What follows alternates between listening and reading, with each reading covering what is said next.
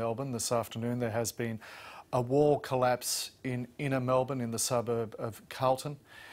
2 people have died. They are not identified at this stage. Police believe that they are aged in their late teens. One is a female, one is a male. A third person, believed to be a 19-year-old woman, has been seriously injured and taken to Melbourne Hospital. This has all taken place at the old Carlton and United Brewery site in Swanston Street, now a development site, and the bystanders madly remove bricks to get to the victims. As more news comes to hand, we'll bring it to you here. More news, in fact, in 15 minutes. But up next, it's Capitol Hill. I'm Scott Bevan. Thanks for your company.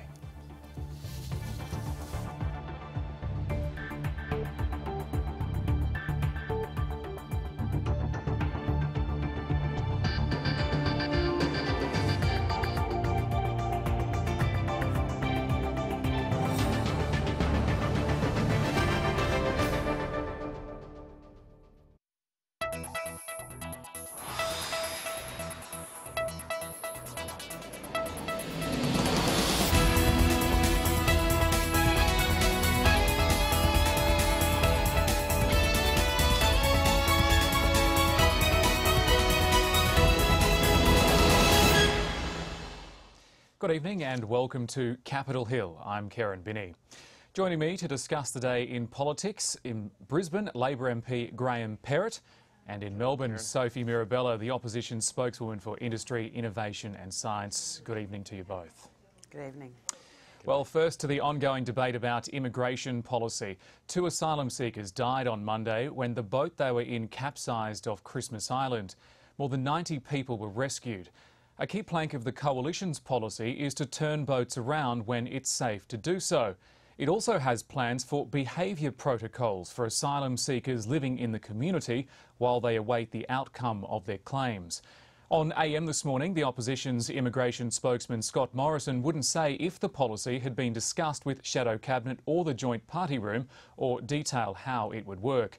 The opposition leader Tony Abbott and Shadow Treasurer Joe Hockey were in Brisbane today and were asked about it. He is the Shadow Minister responsible for this area. It is our position to go ahead with that. He is perfectly entitled to raise the issue and discuss it. And from our perspective, our number 1 priority is to stop the boats. We have to stop the boats to bring integrity back to our immigration program. The Immigration Minister has criticised the lack of detail about how a coalition government would turn boats back to Indonesia when it's safe to do so. Here's Brendan O'Connor. The Shadow Minister could not determine the details about the turn back the boat policy. And the reason he can't determine those details and disclose them publicly is because they don't exist. The government knows, the experts know, indeed the Australian public know, that turn back the boats is just a slogan. Indonesia does not agree with it. It cannot be done. Sophie Mirabella in Melbourne, how will the Coalition turn boats back to Indonesia when it is safe to do so? Well, we've done it in the past and we'll do it again. I find it very curious that the Labor Party is behaving like an opposition, having a go at the Coalition about our policies. There is a crisis regarding border protection. Since this government dismantled John Howard's policies, we've had over 600 boats with over 35,000 arrivals. We've had about 1,000 deaths in sea. It's a disaster, and it's really a deflection of their failure, their abject failure.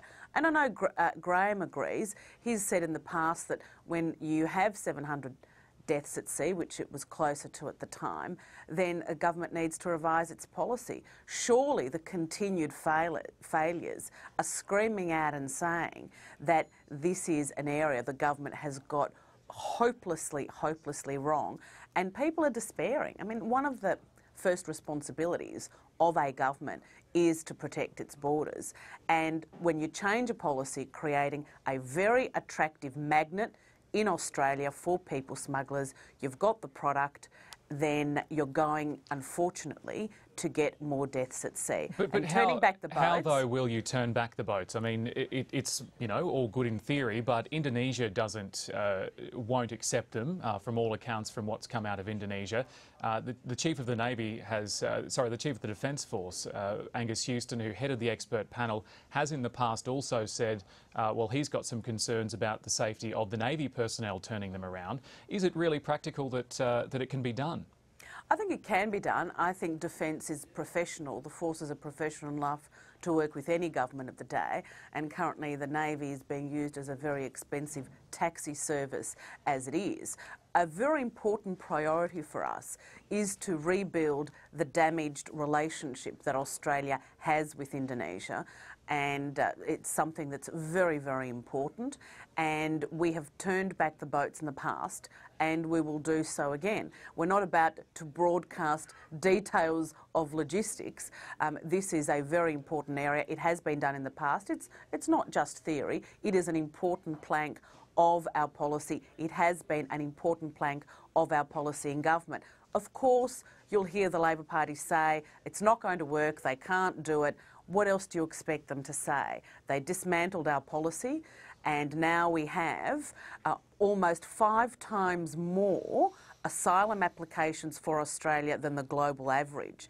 This is at a time when there were almost more than 20% more applications under the Howard government when they managed to stop the boats in 2002. Well, let's if we're going to take you to another part of the policy that we touched on earlier, these behavioural protocols. Did Scott Morrison bring that idea to Shadow Cabinet or the Joint Party Room before it was rolled out as policy? Firstly, we are totally united about our strong border protection policy. Now, I'm not going into the details. Well, hold on a minute. I'm not going to go into the details. This silly obsession today in the media cycle, this obsession about the steps in our policy. What you can be guaranteed is there is no civil war about our policy. We are united, and Scott Morrison is a fabulous, a respectable, a hard-working, strong shadow minister who, if he gets the opportunity, will be able to be a great minister. If I could bring in Perrett now. It's been 6 months. August last year was the Houston panel made 22 recommendations to the government.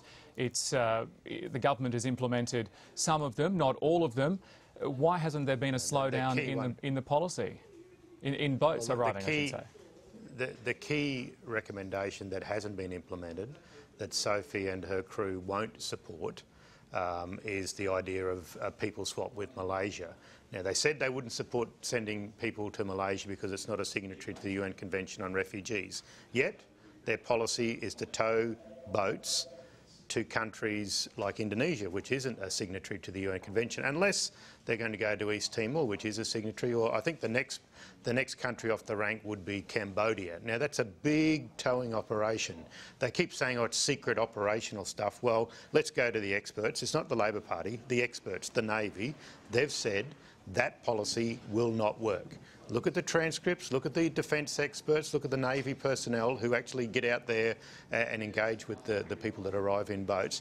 They have said plainly and clearly that policy will not work. So it's just puffery and populism writ large, as all the substance of an Easter marshmallow. That's the reality of it. Sophie knows you're in that. government, Scott though, Morrison Graham, knows that. You're in government, though, and it's up to the government to roll out policy. The policy obviously isn't working because, as Sophie said earlier, the boats still keep coming. Yeah, and as I said, the reality is we're in a minority government. Now, that's what the people of Australia have delivered. That means we need support from either the opposition, which has happened on many issues, not as many as there were in the 42nd Parliament, but on many issues we've been on the one ticket governing in the national interest. The experts, Angus Houston, who could only make recommendations in the nation's best interests, has said we should recommend all of the expert panel's recommendations. The Greens won't support it, so we need someone else who's got a common sense approach to migration. Unfortunately, Mr Abbott and Mr Morrison are there to explore cheap populism and opportunism rather than good national policy to support us. We do not have a majority on the floor of the Parliament on this issue. issue. We've got 450 pieces of legislation through, but without Tony Abbott's support, we won't get this key recommendation from Angus Houston and his expert panel up, and therefore we won't be able to nip this, to change the people smugglers' business proposition. So it all boils down to that, you think? Well, it's the obvious missing plank. You know, we can argue about it's probably the size a plank of that our you're big not going sticks. to receive, though, isn't it? That you're not going to receive support from the coalition to get it through. So the deadlock will remain. Well, it's certainly on. I think we should put as much of the focus on where the gap is. Now, Tony Abbott will never tow a boat back to Indonesia. We've got a great relationship with Indonesia. We've had we've had the President speak to us in the Parliament. We've got a great relationship. However, they have made it clear that won't be happening. So this is just trickery on the part of Sophie and her colleagues to suggest that it will happen. The reality is we need to do the last bit of the recommendations from Angus Houston and have the people swap with Malaysia, so people will not be advantaged by taking a dangerous sea voyage and therefore will avoid drownings. All right, we'll move on now. It's been a week since Labor's leadership rumblings came to a head last Thursday, with an extraordinary day in the halls of federal parliament. Both of you would have been here for that as well. The news poll earlier this week showed a drop in support for Labor. Another by JWS Research published today indicates heavy losses for Labor as well. The Prime Minister Julia Gillard isn't commenting on polls. Polls come and go, and in fact they come and go very quickly. Less than 48 hours ago we had another poll, so polls literally happening every second day, and as you know, I don't comment on them.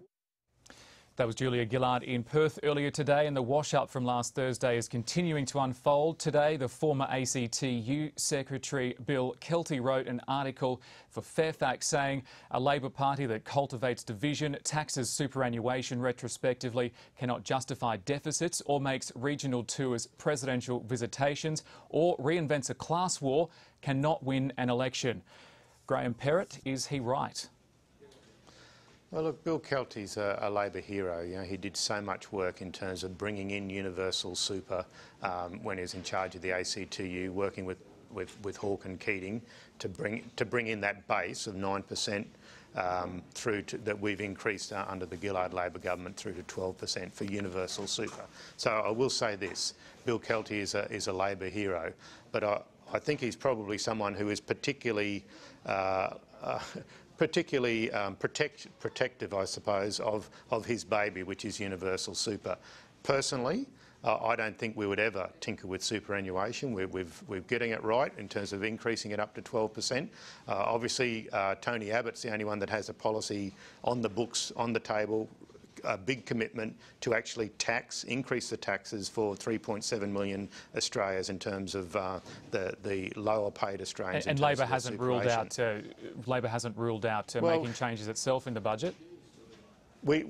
If you rule everything in or out in that lead up to budget day, it becomes budget night is not actually a surprise. Now, my understanding is, and the clear words of Bill Shorten earlier in the week, is that we do not have a plan to interfere with superannuation. Okay. Now, a good government always looks at where, if there are any loopholes or people taking advantages of schemes, rather than actually what superannuation is all about, which is ensuring that decent, hard-working Australians have a secure income when they retire. And we're proud of that. Over $1 trillion in superannuation managed mainly because of Labor Party, when people like Sophie Mirabella have voted against it regularly. And Sophie Mirabella, if I could take you back to the poll, is there a chance that the coalition can lose, or is it in the bag? We don't take anything for granted. We will continue to work right up to election day to tell the Australian people our vision for Australia. I think what the polls are consistently describing is sheer disappointment and absolute despair at the circus of a civil war within the Labor Party.